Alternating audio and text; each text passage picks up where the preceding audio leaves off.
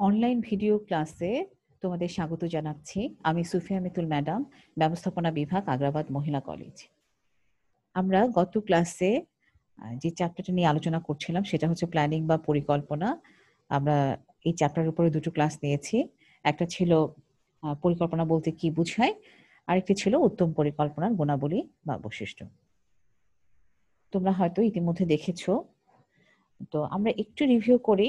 আমরা জানি যে পরিকল্পনা হচ্ছে ব্যবস্থাপনার প্রথম কাজ, প্রধান কাজ, মৌলিক কাজ, সকল কাজের বা ভবিষ্যৎ করণীয় কাজের ভিত্তি। হ্যাঁ?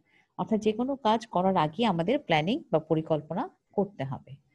তো আমরা একদম এক কথায় বলেছিলাম যে ভবিষ্যৎ কাজের পূর্ব নির্ধারিত চিত্র হচ্ছে পরিকল্পনা। আর আরেকটু ব্যাখ্যা করলে বলা যায় যে পরিকল্পনা হচ্ছে প্রতিষ্ঠানের লক্ষ্য বা উদ্দেশ্য ঠিক করা এবং সেটা অর্জনের জন্য কি করতে হবে, কিভাবে করতে হবে, কখন করতে হবে, কত সময় করতে হবে, এই সমস্ত বিষয়ে পূর্ব নির্ধারিত নকশা বা চিত্র বা প্রতিচ্ছবি। আমরা গত ক্লাসে অনেকগুলো মনীষীর সংজ্ঞা আলোচনা করেছিলাম। সেই সংজ্ঞাগুলো বিশ্লেষণ করে আমরা উপসংহারে একটা পূর্ণাঙ্গ সংজ্ঞা দিয়েছিলাম। যে সংজ্ঞাটা তোমাদের জানতে হবে, বুঝতে হবে এবং সেই সংজ্ঞাটা তোমরা শিখে ফেলবে। সেটা হচ্ছে পরিকল্পনা হচ্ছে একটা প্রতিষ্ঠানের লক্ষ্য বা উদ্দেশ্য নির্ধারণ করা। হ্যাঁ? অর্থাৎ একটা প্রতিষ্ঠানে কিন্তু অনেক লক্ষ্য বা উদ্দেশ্য থাকে। যে উদ্দেশ্য বা লক্ষ্যগুলিকে সামনে রেখে কিন্তু প্ল্যানিং করতে হয়। তো সেজন্য কি বলা হচ্ছে যে পরিকল্পনা হচ্ছে প্রথমত লক্ষ্য বা উদ্দেশ্যটা কি সেটা ঠিক করতে হবে, নির্ধারণ করতে হবে এবং সেটা আ অর্জনের জন্যে বা সেটা বাস্তবায়নের জন্য ভবিষ্যতে কি করতে হবে, কিভাবে করতে হবে, কখন করতে হবে, এই সমস্ত বিষয়ের অগ্রিম বা আগাম কর্মসূচি নির্ধারণ করতে হবে। যেটা আমরা বিভিন্ন জায়গা থেকে তথ্য সংগ্রহ করে এবং সেগুলো অ্যানালাইসিস করে আমরা অনেকগুলো কর্মপন্থা দাঁড় করাবো।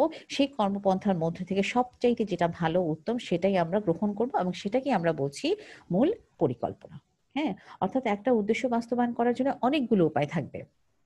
আমরা কিন্তু সবগুলো উপায় বা সবগুলো বিকল্প কর্মপন্থা গ্রহণ করব না। হ্যাঁ? যে এই বিকল্প কর্মপন্থার মধ্য থেকে যেটা সবচাইতে ভালো, সবচাইতে উত্তম সেটাই কিন্তু আমরা গ্রহণ করব। তো তোমাদের বুঝার সুবিধার্থে আমি একটা সহজ একটা উদাহরণ দিচ্ছি। যেমন ধরো তুমি তোমার কোনো কাজে চট্টগ্রাম থেকে ঢাকায় যাবে। চট্টগ্রাম থেকে ঢাকায় যাওয়ার অনেকগুলো ওয়ে আছে। হ্যাঁ? তুমি নৌপথে যেতে পারো, তুমি সড়ক পথে যেতে পারো, তুমি রেলপথে যেতে পারো, তুমি আকাশ পথে যেতে পারো। বিভিন্নভাবে তুমি কিন্তু চট্টগ্রাম থেকে ঢাকায় যেতে পারো। তাহলে তুমি কোন পথে যাবে, হ্যাঁ? সেটা নির্ভর করবে সম্পূর্ণভাবে তোমার বাস্তব অবস্থার উপর, তোমার বাস্তব পরিস্থিতির উপর, তোমার প্রয়োজনের উপর, তোমার সময়ের উপর, তোমার আর্থিক সামর্থ্যের উপর। এগুলো বিবেচনা করে যে ওয়েটা সবচাইতে ভালো মনে হবে, সবচাইতে উত্তম মনে হবে, তুমি কিন্তু সেই পথেই কিন্তু চট্টগ্রাম থেকে ঢাকায় যাবে। ঠিক একইভাবে একটি প্রতিষ্ঠানের উদ্দেশ্য বাস্তবায়ন করার জন্য অনেকগুলো উপায় থাকবে, অনেকগুলো বিকল্প কর্মপন্থা থাকবে। তো যে কর্মপন্থাটা সবচেয়ে ভালো হবে, সবচেয়ে উত্তম হবে, সেই কর্মপন্থার মাধ্যমে কিন্তু প্রতিষ্ঠানের উদ্দেশ্য বা লক্ষ্য বাস্তবায়ন করতে হবে। ঠিক আছে? আরেকটা প্রশ্ন আমি আলোচনা করেছিলাম উত্তম পরিকল্পনার গুণাবলী, অর্থাৎ একটা আদর্শ পরিকল্পনার কি কি গুণাবলী থাকতে হবে সেটা বলেছিলাম যে উদ্দেশ্য থাকতে হবে, সেই উদ্দেশ্যটা হতে হবে সুস্পষ্ট। হ্যাঁ, আশা করি তোমাদের মনে আছে সেই পয়েন্টস গুলো। সহজবোধ্য হতে হবে, অধস্তন কর্মীদের কাছে সেটা সহজ হতে হবে, অনুধাবনযোগ্য হতে হবে। প্রতিষ্ঠানের সকল স্তরে, সকল কাজের মধ্যে, সকল বিভাগের মধ্যে সমন্বয় থাকতে হবে, যোগসূত্র থাকতে হবে, হ্যাঁ? যোগাযোগ রাখতে হবে, ধারাবাহিকতা থাকতে হবে। একটা পরিকল্পনা মেয়াদ শেষ হওয়ার সাথে, সাথে আরেকটা পরিকল্পনা শুরু হয়ে যাবে। নমনীয়তা থাকতে হবে, যাতে ফ্লেক্সিবিলিটি থাকতে হবে, যাতে পরিবর্তিত পরিস্থিতিতে যাতে পরিকল্পনার প্রয়োজনীয় পরিবর্তন করা যায় সেভাবে পরিকল্পনা তৈরি করতে হবে। তথ্য নির্ভরশীল হতে হবে, বাস্তবমুখী হতে হবে। পরিকল্পনা এমনভাবে তৈরি করতে হবে যেটা সঠিক দিক নির্দেশনা দিতে পারে। হ্যাঁ? পরিকল্পনার প্রত্যেকটা বিভাগ বা কাজের মধ্যে কার্য বন্টনের সমতা বিধান করতে হবে। অধস্তন কর্মীদের কাছে সেটা গ্রহণযোগ্য হতে হবে। পরিকল্পনা স্বল্প ব্যয় সাপেক্ষ হতে হবে, যাতে অল্প খরচে পরিকল্পনা সফল বাস্তবায়ন করা যায়। এছাড়া সবশেষ পয়েন্টটা ছিল যে যত এলিমেন্টস আছে, উপায় আছে, উপকরণ আছে সেগুলোর পূর্ণ সদ্ব্যবহার করতে হবে। তাহলে এই উপাদানগুলো থাকলেই আমরা একটা পরিকল্পনাকে আদর্শ পরিকল্পনা হিসেবে বিবেচনা করব। তো আজকে আমরা যে প্রশ্নটা আলোচনা করব সেটা হচ্ছে ভেরিয়াস স্টেপস অফ প্ল্যানিং। হ্যাঁ? অর্থাৎ পরিকল্পনা প্রণয়নের বিভিন্ন পদক্ষেপ। আমরা বলেছি যে পরিকল্পনা হচ্ছে ব্যবস্থাপনা প্রক্রিয়ার প্রথম এবং সবচাইতে গুরুত্বপূর্ণ কাজ হচ্ছে পরিকল্পনা। তো একটা পরিকল্পনা প্রণয়ন করতে যে একজন নির্বাহীকে বা একজন ঊর্ধ্বতন কর্মকর্তাকে যে পদক্ষেপ গ্রহণ করতে হয়, যে ধাপগুলো অনুসরণ করতে হয়, সেগুলো আমরা এখানে ধারাবাহিকভাবে আলোচনা করব। একটা ধাপের পরে কিন্তু অন্য আরেকটা ধাপ চলে আসবে। তোমরা এখানে কিন্তু এলোমেলো করতে পারবে না, হ্যাঁ? তো সেই ধারাবাহিকতা অনুযায়ী কিন্তু আমরা পরিকল্পনার পদক্ষেপগুলো আলোচনা করব। প্রথম পয়েন্টটা হচ্ছে দেখো, বর্তমানের আলোকে ভবিষ্যৎ সুযোগ সুবিধা মূল্যায়ন। আমরা বলেছি যে পরিকল্পনা হচ্ছে একটা চিন্তনীয় কাজ। হ্যাঁ, চিন্তা ভাবনা করে কিন্তু প্ল্যানিং করতে হবে। আমরা হঠাৎ করে কিন্তু পরিকল্পনা করতে পারবো না। আমরা ঝোঁকের বশে বা আবেগের বশে কিন্তু প্ল্যানিং করতে পারবো না। হ্যাঁ, তাহলে সেক্ষেত্রে কিন্তু পরিকল্পনা সফল বাস্তবায়ন কখনোই সম্ভব হবে না, অথবা সেই পরিকল্পনার মাধ্যমে কিন্তু প্রতিষ্ঠানের উদ্দেশ্য বা লক্ষ্য অর্জন করা কখনোই সম্ভব হবে না বা সহজ হবে না। তাহলে চিন্তা ভাবনা করে কিন্তু প্ল্যানিং করতে হবে। তো সেজন্য এই পরিকল্পনা প্রণয়নের জন্য যে সমস্ত পরিকল্পনাবিদরা আছে তারা কি করবে, তারা বিদ্যমান পরিকল্পনা অর্থাৎ এক্সিস্টিং যে প্ল্যানিং বা প্রেজেন্ট যে প্ল্যানিংটা আছে সেই পরিকল্পনার কার্যকারিতা, সেটা কতটুকু কার্যকর, সেটা সুবিধা কি, সেটা অসুবিধা কি, ভবিষ্যতে অবস্থা কি হতে পারে, ভবিষ্যৎ সমস্যা কি হতে পারে, সে সম্পর্কে পরিষ্কার ধারণা অর্জন করতে হবে। হ্যাঁ, অর্থাৎ যারা ব্যবস্থাপক আছেন, যারা নির্বাহী আছেন, যারা ঊর্ধ্বতন কর্মকর্তা আছেন বা যে সমস্ত পরিকল্পনাবিদ আছেন, তারা কি করবে, প্রতিষ্ঠানের বর্তমান অবস্থার পরিপ্রেক্ষিতে ভবিষ্যতে এর কতটুকু সম্ভাবনা আছে, সম্ভাবনার দিকগুলো সুস্পষ্টভাবে জানার চেষ্টা করবেন, সম্পূর্ণভাবে জানার চেষ্টা করবেন। অর্থাৎ সুবিধা এবং সমস্যার মধ্য দিয়ে প্রতিষ্ঠান বর্তমানে কোন অবস্থায় রয়েছে সেটা বোঝার চেষ্টা করতে হবে, সেটা অনুধাবন করার চেষ্টা করতে হবে, সেটা উপলব্ধি করার চেষ্টা করতে হবে, এবং কোন কোন সমস্যাগুলো সমাধান করলে প্রতিষ্ঠানের সম্ভাবনা সর্বোচ্চ ব্যবহার করা যাবে, প্রতিষ্ঠান তার কাঙ্ক্ষিত লক্ষ্যে পৌঁছাতে পারবে, সেটা কিন্তু বুঝার বা জানার চেষ্টা করতে হবে, সেটা নির্ধারণ করার চেষ্টা করতে হবে। তাহলে আমরা কি জানলাম, আমরা বলবো যে এখানে পরিকল্পনা প্রণয়ন করতে হলে কি কি সুবিধা আছে, কি কি সমস্যা আছে, হ্যাঁ, সেগুলো চিহ্নিত করতে হবে, সমস্যাগুলো দূর করে প্রতিষ্ঠানের সম্ভাবনাকে সর্বোচ্চ ব্যবহার করে কিভাবে লক্ষ্যে পৌঁছানো যাবে সেটা নির্ধারণ করতে হবে। ঠিক আছে? তাহলে প্রথম পাঁচটা হচ্ছে বর্তমানের আলোকে ভবিষ্যৎ সুযোগ সুবিধা মূল্যায়ন। দ্বিতীয় পাঁচটা হচ্ছে সুস্পষ্ট উদ্দেশ্য বা লক্ষ্য নির্ধারণ।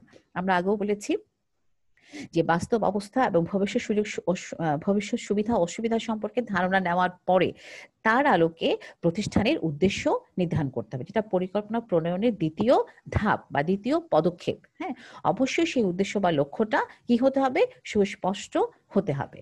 হ্যাঁ, অর্থাৎ ব্যবস্থাপকের উদ্দেশ্যটা হচ্ছে একটা প্রত্যাশিত লক্ষ্য, যা একজন ব্যবস্থাপক তার পরিকল্পনা প্রণয়ন কাজের আওতা কতদূর বিস্তৃত হবে সেটা নির্দেশ করে এবং প্রয়োজনীয় দিক নির্দেশনাগুলো কি হতে পারে সে সম্পর্কে পরামর্শ দেয়। আমি আরো একটু ক্লিয়ার করছি যে একটা প্রতিষ্ঠানে একটা মৌলিক একটা উদ্দেশ্য থাকবে, যে মৌলিক উদ্দেশ্যকে সামনে রেখে প্রতিষ্ঠানে যতগুলো বিভাগ আছে, উপবিভাগ আছে, তারাও কিন্তু উদ্দেশ্য নির্ধারণ করবে এবং সেই উদ্দেশ্যগুলো হতে হবে সুস্পষ্ট। যেমন ধরো, একটা প্রতিষ্ঠান, একটা উৎপাদনকারী প্রতিষ্ঠান, তারা যে উৎপাদন করত, তারা যে এতদিন ধরে যে উৎপাদন করত, সেই উৎপাদনের তুলনায় তারা 20% উৎপাদন বৃদ্ধি করার সিদ্ধান্ত নিল। তাহলে এটা হচ্ছে কি, এটা হচ্ছে মৌলিক উদ্দেশ্য। তাহলে এই মৌলিক উদ্দেশ্যকে সামনে রেখে প্রতিষ্ঠানে যত বিভাগ আছে, উৎপাদন বিভাগ বলো, ক্রয় বিভাগ বলো, বিক্রয় বিভাগ বলো, বিপণন বিভাগ বলো, শ্রমিক কর্মী বিভাগ বলো, সমস্ত বিভাগে কিন্তু মূল উদ্দেশ্যকে সামনে রেখে উদ্দেশ্য নির্ধারণ করবে এবং সেই উদ্দেশ্যটা হতে হবে অবশ্যই সুস্পষ্ট। হ্যাঁ, উদ্দেশ্য সুস্পষ্ট হলে অধস্তন কর্মীরা সেটা বুঝতে পারবে, সেই অনুযায়ী কাজ করতে পারবে। তৃতীয় ধাপটা হচ্ছে, অর্থাৎ উদ্দেশ্য বা লক্ষ্য নির্ধারণ করার পরে কি করতে হবে, প্রয়োজনীয় তথ্য সংগ্রহ করতে হবে, প্রয়োজনীয় তথ্যগুলো অ্যানালাইসিস করতে হবে, বিশ্লেষণ করতে হবে। কেমন? তো এই জন্যে কারণ পরিকল্পনা কিন্তু আমরা আগেও বলেছি যে পরিকল্পনা কিন্তু যদি অনুমান নির্ভর হয় তাহলে কিন্তু সেই পরিকল্পনা সফল বাস্তবায়ন কখনোই সম্ভব হবে না। পরিকল্পনাকে অবশ্যই বাস্তবমুখী হতে হবে এবং বিভিন্ন উৎস থেকে তথ্য সংগ্রহ করতে হবে, সেই তথ্যগুলো অ্যানালাইসিস করে বিশ্লেষণ করেই কিন্তু পরিকল্পনা প্রণয়ন করতে হবে। তাহলে এই যে তথ্য সংগ্রহ করব, এই যে তথ্য বিশ্লেষণ করা হবে, সেটা কিভাবে, পরিকল্পনা বাস্তবায়ন কাজে যে সমস্ত অধস্তন কর্মীরা জড়িত আছে তাদের কাছ থেকে আমরা তথ্য সংগ্রহ করতে হবে, তাদের কাছ থেকে পরামর্শ নিতে হবে। এছাড়া প্রতিষ্ঠানে বিগত বছরের প্রয়োজনীয় বিভিন্ন বিষয়ের তথ্যচিত্রগুলো ভালোভাবে বিচার বিশ্লেষণ করতে হবে। প্রতিষ্ঠানের বাইরে যে সমস্ত পক্ষ আছে, যেমন প্রতিযোগী প্রতিষ্ঠান বলো অথবা বিক্রেতা বলো অথবা ভোক্তা বলো, তাদের কাছ থেকে তথ্য সংগ্রহ করতে হবে এবং সেই তথ্যগুলো অ্যানালাইসিস করে তারপর পরিকল্পনা প্রণয়ন করতে হবে। তাহলে পরিকল্পনা প্রণয়নের তৃতীয় ধাপ বা তৃতীয় পদক্ষেপ হচ্ছে কি, প্রয়োজনীয় তথ্য সংগ্রহ করতে হবে, পরিকল্পনা বাস্তবমুখী হতে হবে এবং সেই তথ্যগুলো অ্যানালাইসিস করতে হবে। চতুর্থ ধাপ হচ্ছে ভবিষ্যৎ সম্পর্কে অনুমান, অর্থাৎ প্রয়োজনীয় তথ্য সংগ্রহ ও বিচার বিশ্লেষণ করার পরে পরিকল্পনা চতুর্থ ধাপ বা চতুর্থ পদক্ষেপ হচ্ছে ভবিষ্যৎ সম্পর্কে বা অনুমান করতে হবে। তো এখানে যারা পরিকল্পনা প্রণয়ন করবে তারা কিন্তু এই পর্যায়ে কি করবে, ভবিষ্যৎ পরিস্থিতি সম্পর্কে ফোরকাস্টিং করতে হবে। তো এই ধরনের ফোরকাস্টিং শুধুমাত্র প্রতিষ্ঠানের ভিতরেই না, হ্যাঁ, আমরা শুধু অনুমানটা প্রতিষ্ঠানের ভিতরেই করব না, প্রতিষ্ঠানের বাইরে যে সমস্ত পক্ষ আছে, ব্যক্তি আছে, প্রতিষ্ঠান আছে, ভোক্তা আছে, বিক্রেতা আছে, গ্রাহক আছে, সরকার আছে, তাদের ভূমিকা কি, তাদের সম্ভাব্য ভূমিকা কি হতে পারে, তার বিভিন্ন পক্ষের অবস্থাগুলো কি হতে পারে, সেই সম্পর্কে আমাদের ফোরকাস্টিং করতে হবে, অথবা অনুমান করতে হবে, পূর্বানুমান করতে হবে। এরূপ অনুমানের আলোকেই কিন্তু ভবিষ্যৎ কাজ সম্পর্কে, ভবিষ্যৎ করণীয় সম্পর্কে একটা সুস্পষ্ট ধারণা গ্রহণ করা যাবে।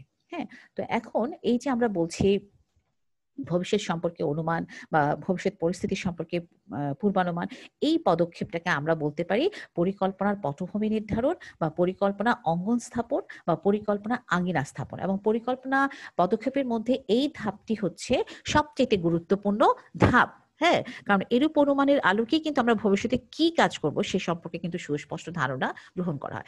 এখন এখানে কেন এটাকে পরিকল্পনা অঙ্গন বলা হচ্ছে, পরিকল্পনা পটভূমি নির্ধারণ বলা হচ্ছে? যেমন একটি বাড়ির যেমন আঙিনা থাকে এবং বাড়ির লোকজন চলাফেরার কাজে সেই আঙিনাকে যেভাবে ব্যবহার করে, ঠিক তেমনি ভাবে একটি পরিকল্পনা নেওয়ার সময় কিন্তু ওই পরিকল্পনা কোন ধরনের অবস্থার মধ্য দিয়ে বাস্তবায়িত হবে তারও কিন্তু একটা আঙিনা নির্ধারণ করতে হয়। হ্যাঁ, অর্থাৎ যে অবস্থার মধ্য দিয়ে ওই পরিকল্পনা বাস্তবায়িত হয়, অর্থাৎ এক কথায় পরিকল্পনা আঙিনা বা পরিকল্পনা পটভূমি নির্ধারণ বা পরিকল্পনা অঙ্গন হলো পূর্বে অনুমান করা পরিবেশ, ঠিক আছে, যার মধ্য দিয়ে পরিকল্পনা কাজে রূপায়িত হবে বলে ধারণা করা হয় বা আশা করা যায়। তো এই ধরনের অনুমিত অবস্থা যতটা কার্যকরী হবে, এই ধরনের অনুমিত অবস্থা যতটা কার্যকরী হবে, পরিকল্পনা বাস্তবায়নও কিন্তু ততটা সহজ হবে। ঠিক আছে, তাহলে এটাকে আমরা কি বলছি, এই পদক্ষেপকে আমরা বলছি ভবিষ্যৎ সম্পর্কে অনুমান। ঠিক আছে, তো এই পরিকল্পনার পদক্ষেপের আরো অনেকগুলো ধাপ আছে, আমরা আস্তে আস্তে সেই ধাপগুলো আলোচনা করব। আজকে আমরা 4টা ধাপ আলোচনা করলাম। প্রথমটা ছিল বর্তমানের আলোকে ভবিষ্যৎ সুযোগ সুবিধা মূল্যায়ন, দ্বিতীয়টা ছিল সুস্পষ্ট উদ্দেশ্য বা লক্ষ্য নির্ধারণ, তৃতীয়টা ছিল প্রয়োজনীয় তথ্য সংগ্রহ বিশ্লেষণ এবং চতুর্থ ছিল ভবিষ্যৎ পরিস্থিতি সম্পর্কে অনুমান বা পূর্বানুমান। ঠিক আছে, তাহলে আগামী ক্লাসে আমরা বাকি ধাপগুলো আলোচনা করব। তোমরা ভালো থাকবে, সুস্থ থাকবে সেই প্রত্যাশা শেষ করছি। আল্লাহ হাফিজ।